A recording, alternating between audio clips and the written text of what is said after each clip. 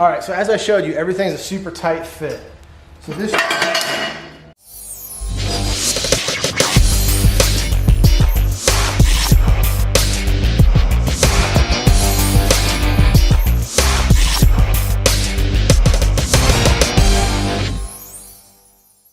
So this tube here, we've already got it notched up, cleaned up, and we have notches for the front tube as well because that ties in. But as you can see, that taps in there. And we're using our magnet to hold it in place. So when you're doing tubes, especially the triangulated tubes, you don't want to weld all this out because if not, you got to cut out big notches to put it through, and then you got a gap to fill on the other side. So what we're doing, we're fitting everything up, and most of this, as you can see here, just like this tube, is not welded. It's just sitting in place. These are tacked in place. They can be moved easily so we can pull the bar out and we can get the proper notch on each side and proper fitment the way we want it, as tight as possible, so that we get good weld penetration and just a super strong structure on this. All right, so the next tube that I'm going to put in here, I don't know what the next tube I'm going to do. I think we'll go ahead and knock out these top tubes here. So we're going to measure and come in the notch and make sure. All right.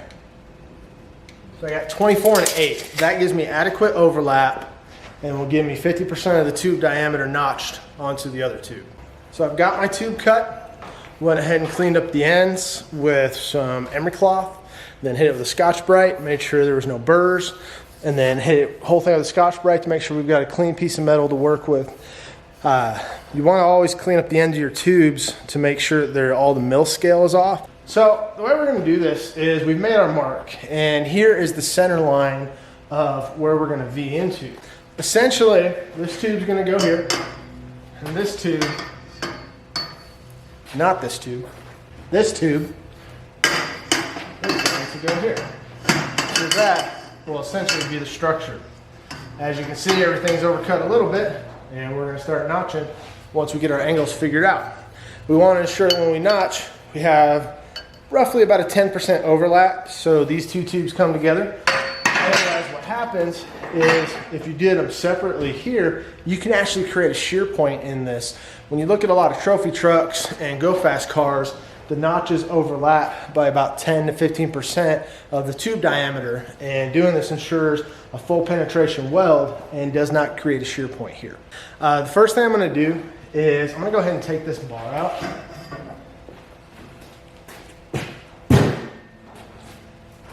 It's not actually serving a purpose right now other than ensuring everything was square, symmetrical, and level. So we want to set this guy at the angle it's going to be. Okay, so this tells me I've got about a 75% angle, so that's what we're going to notch at. So we're going to go over the Rogue Fab notcher, knock it out, we'll come back and see how it fits. Good old soap and water. It's one of the best cutting fluids.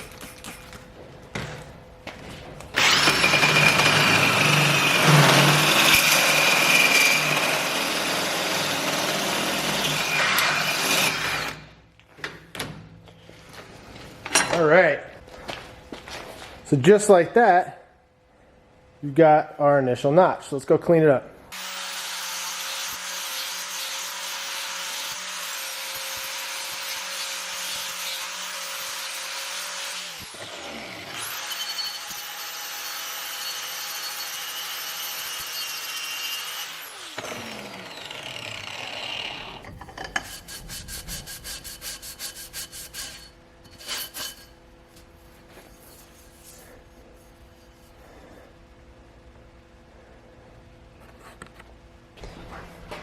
All right, so we have the notch done. It's cleaned up. Wire wheel it to make sure there was no residual soap on there or any kind of cutting fluid you use. Make sure you clean it off and hit it with a Scotch-Brite, and we have a good looking notch. So let's see how it fits. All right, so we can see here that it's very close, but there's a little bit of a gap on this side when we set this at the proper angle. So we want to actually come in here and wire, or we want to use a flap disc to clean this side up to get the sit down on the tube. Now, a super easy way to measure your notches out, check this out. Let's see if we can get in here. All right, so we hold the tube where it goes. We hold the tube where it's supposed to go. And if we look right here, you can see there's a gap. So the way I do it is I just look at this side and I can see that that's about 3/16 of an inch. So that tells me we need to take 3/16 off the other side and it'll sit in. I always mark with a Sharpie to make sure I take it off the right side and then the profile of the tube. Because it always sucks when you take a notch and you cut it off the wrong side and now this gap's even bigger and you wasted your tube. Be right back. Okay, so we've got the lower notch done. It's perfect on each side. We've got a good 45-degree angle on the bevel. And then now we're going to do the top side. So we're hitting right at the line where we want. And we've got a good clean notch and we can see at the top. So now we've got to do a compound notch because we have two different angles coming in the tube. So we're going to measure, mark it up for each angle, both vertically and horizontally, and we'll get a perfect fit. Okay, so to measure this top angle, the way we're doing it is we're putting the piece in where it's going to go, and then we set it in place here. Now this is going to give a very good approximation where we have to cut on the tube. And we went ahead and set the top bar back in place, and we're going to go on the back and mark it with a Sharpie. So now we have the compound notch that we want to achieve. So we're going to both notch this side so the tube can sit on the vertical tube, and then notch the top so the tube can sit up into the top tube and join the two together. One thing we can do if we want to simplify this a little bit is because we have a little bit of a span here to work with, we can actually come in and bring the tube out so it's away from the side tube. And the angle is going to be identical to the bottom because everything's square and the bars are level. So if we want, we can come in here and go ahead and mark this notch, which we know we had to adjust it a little bit. It was more of an angle. We started at 75 and we took off about 1/8 of an inch. So that puts us about a 70-degree angle coming up. So if we set our angle finder at, let's say 70, and verify. Okay, so we're at 73. So we should be able to cut a 73-degree angle for the top bar and then notch the side to bring it into the side. And that's another way you can do it as well. Back to the notcher. All right, so we've got the initial notch finished. And we can see there's a nice fit on both sides. One thing I like to do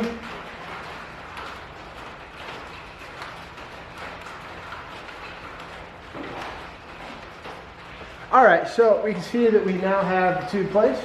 I went ahead and moved it over slightly because I wanted a little more room for the belt tab to come through. But we're going to adjust this a hair up here. But, like I said, all the notch is done. It's sitting in place. Fits great.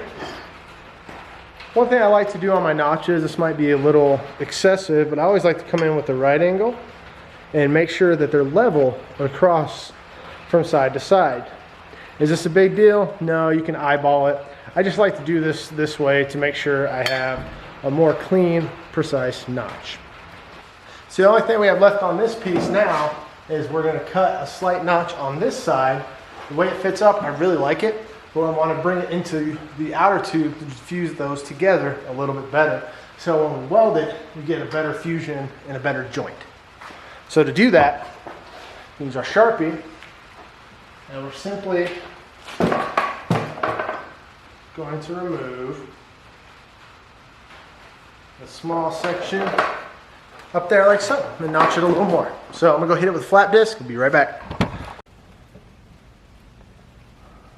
All right, so we got the last part of the notch done here, and we can see we'll get a much better fusion weld between these two.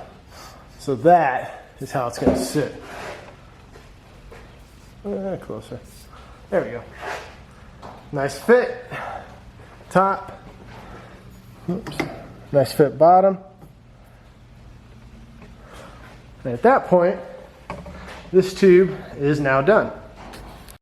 So we're going to move on to the next tube up to the center support. But one thing I noticed is the seat back, the way it's curved right here, is actually pushing back. So I can't run it straight.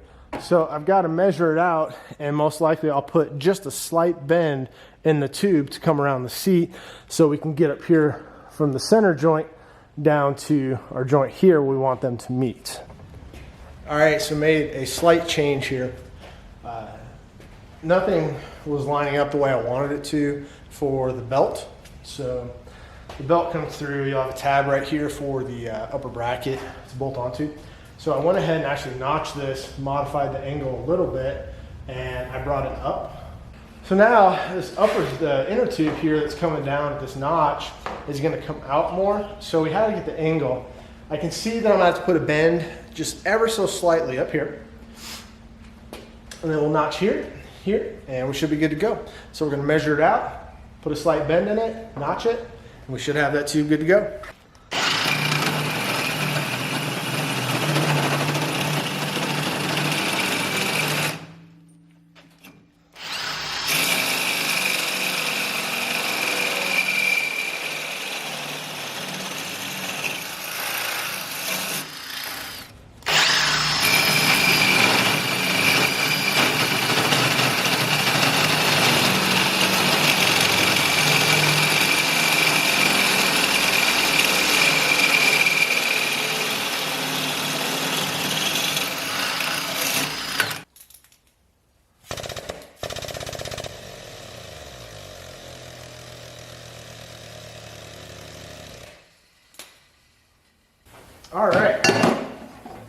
All right, so we've got our tube, we've got the bend, we've got the notches, time to test fit it.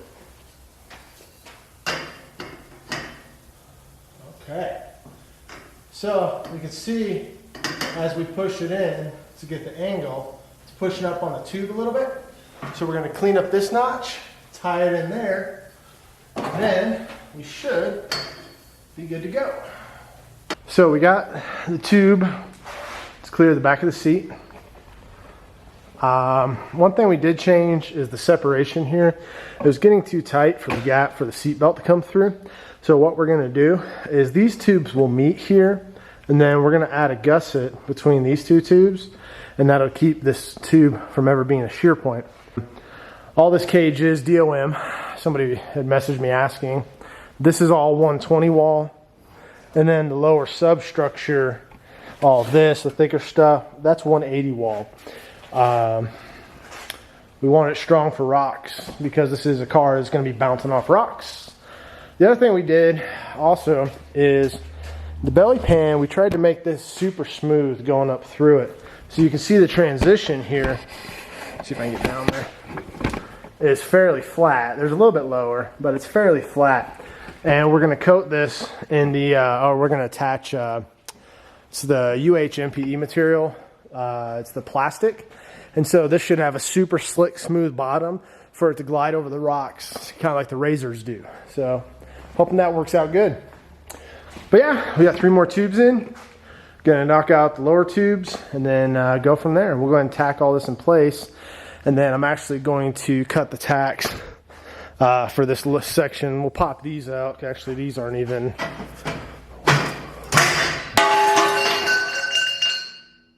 My bad.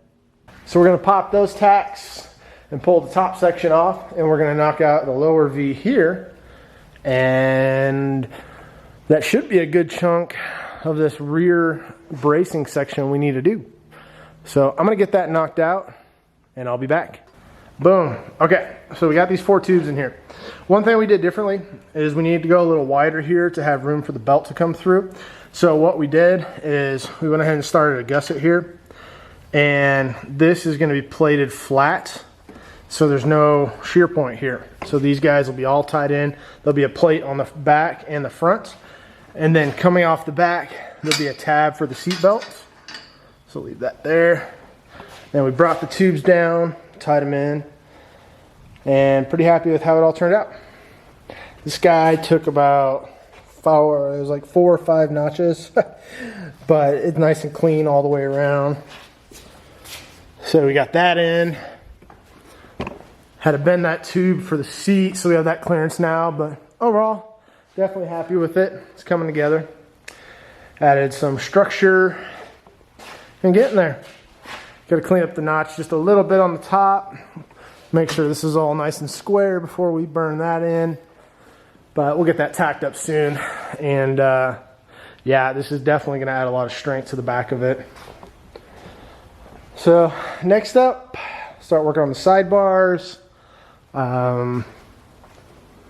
Get her going. Just waiting on the T-case to get the engine and everything else mounted and get that going. All right, so we're going to leave it off here. This is our introduction to the 4400 build. As you saw in the last video, we did sell the car, the 4800 car. We sold the MJ. So actually, we sold the 7.3 too. Everything kind of got sold off, and then we changed a bunch around with what we're doing. So the main project we'll be focusing on is the 4400 car. There's some stuff on the TJ we'll get back to, and maybe the JK, but for the most part, the 4400 car is our focus with everything. At this point, got a few more tubes to work on. Start getting the front end done. Then we'll get the rest of the front cab done. But overall, it's going to come together very quickly. We're definitely excited.